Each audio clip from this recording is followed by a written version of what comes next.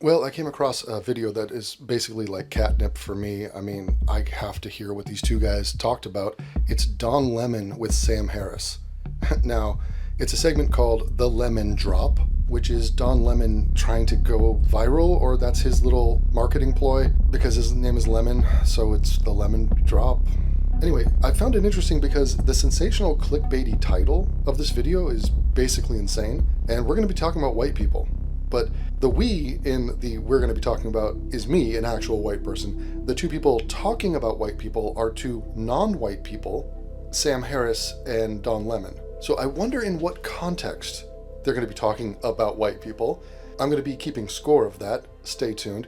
The title of his dumb lemon drop was Sam Harris. And they talked about, by the way, a lot of things. A lot of boring political shit lib things were discussed here. It was a sprawling and sort of pointless conversation. Sam had a few good points. But the one takeaway from this was the following. Sam Harris says that no one was more disadvantaged than white people.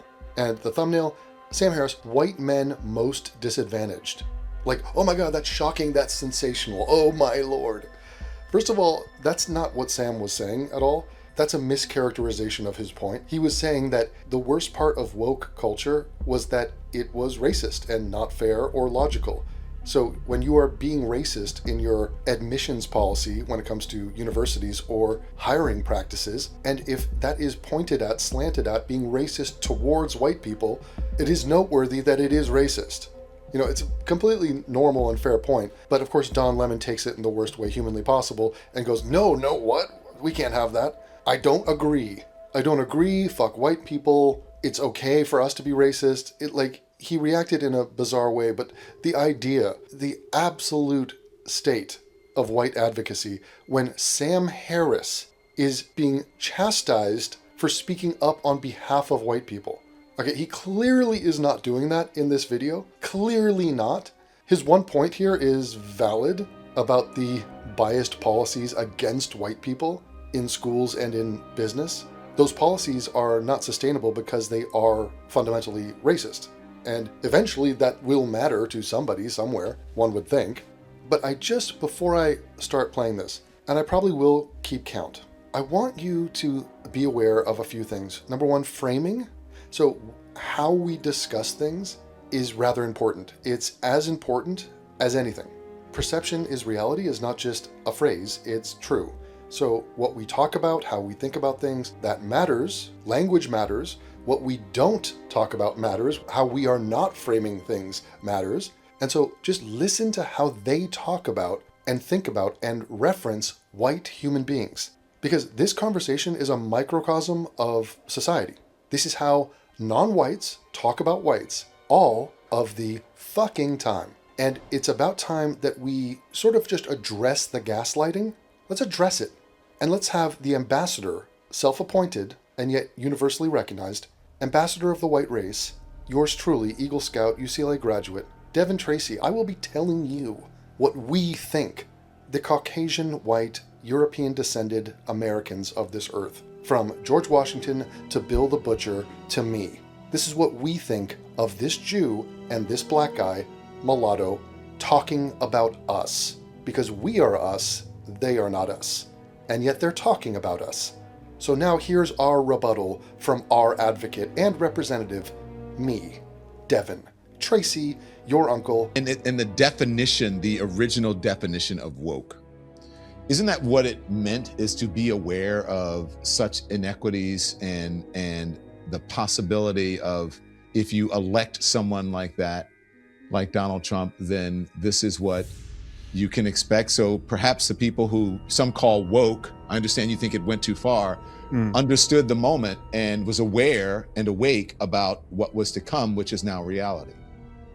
Yeah, well, whatever it meant initially, the meaning became indelible in a different sense, right? I mean, it's now a term of disparagement for everyone who's not, still grasping at the original intended meaning, right? It's if you don't like woke, I mean, I think the larger footprint, the more generic issue is identity politics, right? I just think we have to get out of the politics of identity. I mean, the thing that was always predictable, but nonetheless surprising, was that if you're going to insist upon the permanent validity and even necessity of identity politics for Black and brown people, that was eventually going to produce a counter reaction, which would be an identity politics for white people, right? Wasn't that what we're in now? Identity politics for white people? Yeah. It finally did produce it, and it's as odious as you might have expected. So that's a throwaway line by Sam, but I'd like to investigate that. He's about to flesh out that point, and he goes a different direction, but we have to get away from identity politics. Why? And what does he mean? What he's about to reference here is we have to get away from white people unifying and claiming their identity as white people. In other words, what is politics? What politics is nothing but associating with a larger group of people based off something. So you're going to work in a somewhat mutually beneficial situation where you're going to share resources through taxation and through a common bond, a social contract. Why? What are we basing this off? Well, before Bad Bunny, it used to be language. Okay, we share the same language. We have some cultural ties, some agreements about our values. We agree to live under the same set of laws. There's usually a historical precedent where your society has been molded over generations. Religion often plays a huge part in this. And also, in every other country in the history of time, race has been a huge factor in what bonds and unifies people. I mean, so we have to get away from identity politics. What is politics outside of unifying over identity? Now, he's specifically referencing racial identity as being a problem. This is the same person who is totally openly a Zionist and thinks the Jewish people should unify over identity. There should be a identity political movement to create and maintain a homeland for Jews. So he's happy to advocate for Jews and for them to play identity politics, but he's about to warn us about white people caring about white people. And maybe my standard of living, my life, my country, my future, maybe I should care about that. And maybe I should care about us, and maybe there should be an us. And maybe I should rightfully be completely against all of the enemies of white people, who openly announce their status as our enemies. They are haters, they are racist, they are not us, and they hate us. So you might not pick tribalism, but tribalism picks you.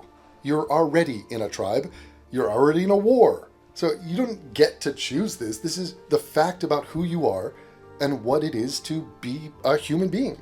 There are certain biological realities that differentiate people. That matters. It always mattered. Now, this doesn't mean it's some exclusive group. White people are more than happy, have been more than happy to include other people, to get along, to build bridges. But under no circumstance is it just a bunch of rugged individual humans who happen to be white. Sorry about that, by the way. And then we're just going to be shit upon as a group, disparaged, undermined, insulted, disrespected, etc. Everyone else will advocate as a group, we will not. That's not happening. Okay, that shit is for the birds. That is not an acceptable situation, and we just will not be taking part in that. So it finally did produce it, and it's as odious as you might have expected. Okay, so that was the first reference to white people from the Jewish guy. And what did he say? It's odious. It's odious that white people have become self-aware. So white people are caring about their identity as white people. Well, we are being attacked. He did acknowledge that. So if you are going to harp on black and brown victim narratives and identity and unity, and if that's going to be your whole thing, is not just yay we're black, yay we're Jewish, yay we're brown, it's also fuck you whites. Hey whites, go fuck yourself. BuzzFeed, 100 things I hate about whites. So he said, look, you guys are pushing for that, and then now this is the inevitable outcome of that. So if you've bullied these people into the corner where they didn't care about race before, it wasn't one of their main identifiers, it was just a random biological fact about them. But if you are antagonistic to them on a daily basis year after year, based off this biological characteristic about them, then don't be surprised when they start unifying based on that biological characteristic, just like you guys do. Now, Sam would never call black and brown identity odious. Who would never say that, or Jewish. Not in a million years would he say that. His opening salvo to the concept of white people caring about the fact that they're white, which is to say advocating based off caring about white people. So even conceptualizing a group known as white people is odious to Sam Harris. And I would just like to underscore, he is not only is he not against that for Jews, he is in full support of Jewish people advocating and caring about the identity of Jewish people. So, someone, sometime, somewhere might ask Sam, how in the hell do you think that double standard is not odious in and of itself? Why do you get to have unity and a bond and a group and advocate for that group, Sam, and we don't? Why do we not get that, Sam? Because To witness the rest of this video, sign up at censored.tv. Be sure to use the coupon code RUE to get 20% off. Or you can head over to subscribestar.com/atheism and join up to receive every full-length new video Devon makes. It barely costs anything to sign up. You know he deserves your support, and you deserve to be entertained by every new video AIU creates. So become a flying monkey and let's go.